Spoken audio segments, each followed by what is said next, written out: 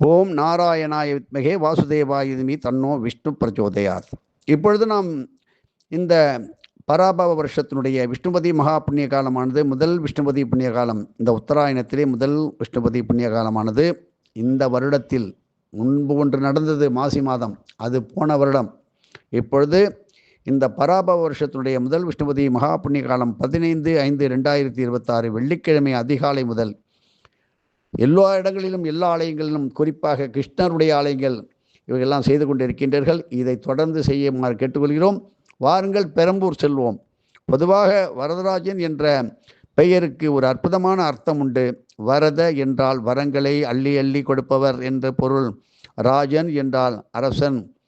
அப்படி தன் பக்தர்களுக்கு கேட்ட வரங்களை எல்லாம் அந்த ராஜா அள்ளி அள்ளி தருகின்றான். அரசனாக பெருமாள் திகழ்கின்றார்.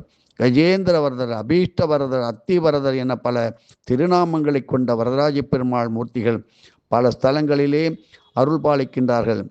ஸ்ரீராமபக்தி அனுக்கிரக வரதர், அதாவது நீடாமங்கலம் அருகிலே பெரம்பூர், முல்லைவாச பெரம்பூர் என்று உதாரணமாக சொல்வார்கள். இங்கே அருள்பாலித்து கொண்டிருக்கும் இந்த வரப்பிரசாதமான மிக மிக சக்தி வாய்ந்த பெருமாளை நமது குரு பரம்பரையினர் சித்தர்கள் ராமபக்தி அனுக்கிரக வரதர் என்றே அழைக்கிறார்கள். இந்த வரதருக்கு என்ன பெயர் என்றால் ராமபக்தி அனுக்கிரக வரதர். சொல்லுங்கள், ராமபக்தி அனுக்கிரக வரதர் என்றே அழைக்கின்றார்கள். இப்படிப்பட்ட இந்த ஸ்தலத்தில் பெருமாள் பக்தர்களுக்கு ராமபக்தி என்னும் மாபெரும் வரத்தை அளிக்கக்கூடிய சக்தி வாய்ந்தவர். சத்குரு தியாகராஜ சுவாமிகள் ராமபக்தியை ஒரு மாபெரும் சாம்ராஜ்யமாகவே ராமபக்தி சாம்ராஜ்யம் என்று வர்ணிக்கின்றார். எப்படி அந்த சாம்ராஜ்யத்தின் சக்கரவர்த்திக்கு திருமகனான ஸ்ரீராமன் தான் இந்த உன்னத ராமபக்தியை அடைந்த ஒருவரை தரிசிப்பதே ஒருவருக்கு பிரம்மானந்த நிலையை தரும் என்று ஸ்ரீ தியாகராஜர் கீர்த்தனையிலே பாடியுள்ளார். அப்படியானால் அந்த உன்னத ராமபக்தியை நாமே அடைந்தால் அந்த நிலை எப்படி இருக்கும் என்று சற்றே சிந்தித்து பார்க்க வேண்டும். வார்த்தைகளால் ஏதோ சொல்லி விவரிக்க முடியாத தெய்வீக ஆனந்தம் அது. ராமபக்தி சாம்ராஜ்யத்திலே நுழைய தகுதி என்ன இருக்கு? வாழ்வில் ராம கைங்கரியம், ராம நாம பாராயணம், ராம சிந்தனை ஆகியவற்றை தவிர வேறு எதன் மீதும் ஆசையே இல்லாத தூய்மையான எண்ணமே அதற்கான முழு முதல் தகுதி. வேறு எந்த தேவையும் இல்லாத மனதிலேயே அந்த ராமபக்திக்கான அந்த மனநிலை வரும்போது அதுதான் திறவுகோல். இந்த மாபெரும் பாக்கியத்தை எவ்வாறு பெறுவது?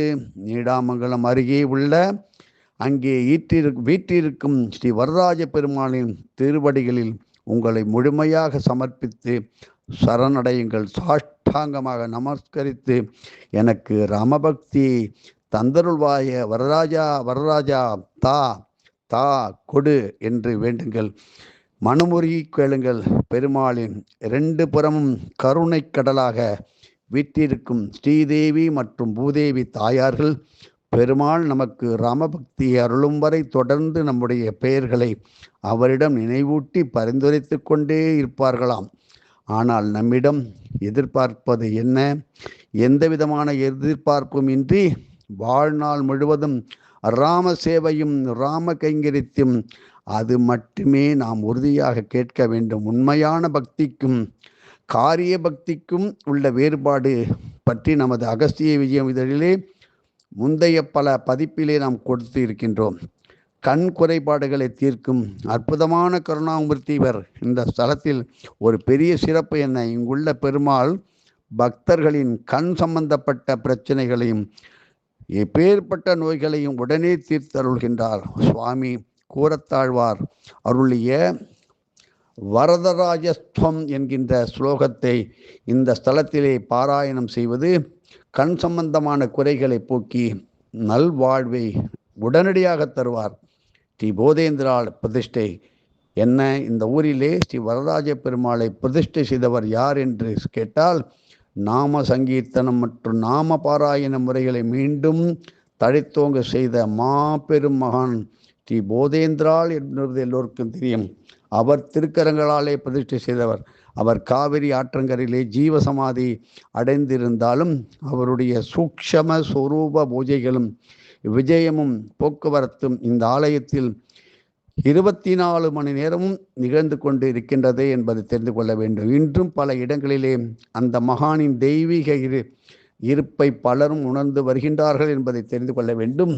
இப்படி பொதுவாகவே ஒரு மகான் ஒரு அர்ச்சாவதார மூர்த்தியை பிரதிஷ்டை செய்கின்றார் என்றால் அவர் இடைவிடாது ஆன்மீக பயிற்சிகளாலும் பெரும் தவத்தாலும் பெற்ற அபரிமிதமான மந்திர பலத்தை அந்த மூர்த்தியிடம் முழுமையாக சமர்ப்பித்து விடுகின்றார். ஆகவே இதன் காரணமாக அந்த மூர்த்தியானது நாம் நினைத்து கூட பார்க்க முடியாத அளவிற்கு மிக மிக அளப்பரிய ஆன்மீக சக்தியையும் தெய்வீக ஆற்றலையும் தன்னகத்தே கொண்டிருக்கும். ஆகையினால் இத்தகைய மாபெரும் மகான்களால் பிரதிஷ்டை செய்யப்பட்ட தெய்வங்களை வழிபடும் பக்தர்களுக்கு அவர்கள் வேண்டும் நற்காரிய வரங்கள் உடனுக்குடன் கிடைத்து வாழ்வில் மாபெரும் காரிய சித்தி உண்டாகி வருகிறது.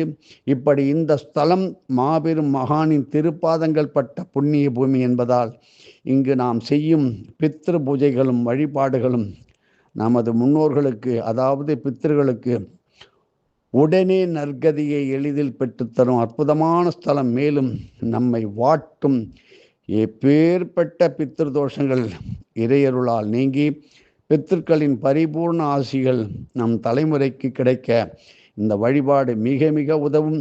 இந்த மாபெரும் மகானின் ஆசிகளை நாம் எப்படி பெறுவது? ஒரு சந்தேகம் வந்திருக்கு. அதுக்கு தான் நமது வாத்தியார் சொல்வது போல 1000 பேருக்கு சாப்பாடு போட்டால் அதில் ஒரு சித்தனோ மகானோ கண்டிப்பாக வந்து சாப்பிட்றது உண்டும்பாரு. தான தர்மம், பிரண்டை, வாழைக்காய், புடலங்காய் கலந்த அன்னதானம் மற்றும் தேனில் ஊறிய இஞ்சி துண்டை ஒரு தொன்னையிலும் வைத்து தானம், இஞ்சி சாறு கலந்த கரும்பு சாறு தானம், விசிறி தானம் போன்றவை பித்ருலோகத்தில் உள்ள நம்முடைய மூதாதையர்களுக்கு ஒரு நிம்மதியான நல்ல நிலையை பெற்றுத்தரும். மேலும் அது மேன்மேலும் பித்திருக்கள் உயர உயர உயர நம்முடைய ஆன்மீக முயற்சியும் பக்தி நிலையும் ஸ்ரீமன் வரத நாராயணமூர்த்தியின் ஆசீர்வாதத்தால் பெருகிக்கொண்டே வரும். இப்படி இந்த திருத்தலத்தில் ராமநாமம் எழுதும் புத்தகத்தை தானம் அளிப்பது சிறப்பு. எழுதுவதற்கு பக்தர்கள் வந்து எழுதி செல்வார்கள். அதற்கு புத்தகத்தை தானமாக கொடுங்கள். ராமநாமத்தை பலமுறை இந்த புத்தகத்தில் எழுதுவது மிக மிக விசேஷம்.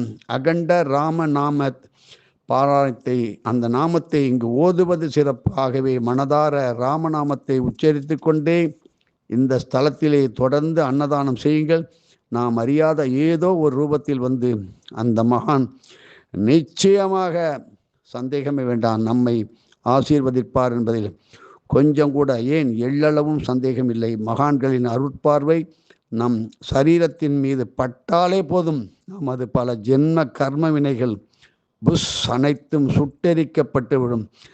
அவர்களை நாம் கண்களால் நேரில் பார்க்க வேண்டும் என்ற அவசியமே இல்லை. அவர்கள் நம்மை பார்த்து விட்டால் சரியா போச்சு. நம்மளுடைய எத்தனையோ ஜென்மத்தினுடைய கர்ம வினைகள் பஸ்பமாகிவிடும். உயர் தெய்வீக நிலையில் இருப்போருக்கு மகான்களின் தரிசனம் கிடைத்து கொண்டிருத்தான் இருக்கின்றது. இன்றும் இப்படி தரிசிப்போரும் இந்த வெளியிலே அவர்கள் காட்டிக்கொள்வது கிடையாது. கண்டவர் விண்டவர் கண்டிலர். ஸ்ரீ போதேந்திர குருராஜா போற்றி, ஸ்ரீ போதேந்திர குருராஜரே போற்றி, ஸ்ரீ ராமபக்தி அனுக்கிரக ஸ்ரீ வரதராஜரை போற்றி. வாருங்கள், முல்லைவாசல் பெரம்பூரிலே விஷ்ணுபதி புண்ணியகாலம். இந்த பெரம்பூரில் பிறந்தவர்கள் எத்தனையோ பேர் குடும்பங்கள் பல இடங்களிலே அவருடைய வாரிசு வம்ச வழியினர் வாழ்ந்து வருகின்றார்கள். எல்லோருக்கும் சொல்லுங்கள், புண்ணியம் உங்களுக்கு அப்பொழுதே வரும். இதை எல்லோருக்கும் பகிர்ந்து ஷேர் செய்து அனுப்புங்கள். வெற்றிக்கு மேல் வெற்றி தரும் வரதராஜர் வந்து கொண்டே இருக்கும். வரமும் அருளும் பொருளும் சந்தோஷமும் எதுவும் என்னுடையதெல்லாம் அனைத்தும் உடையதே. அருளாலா அருணாச்சலா.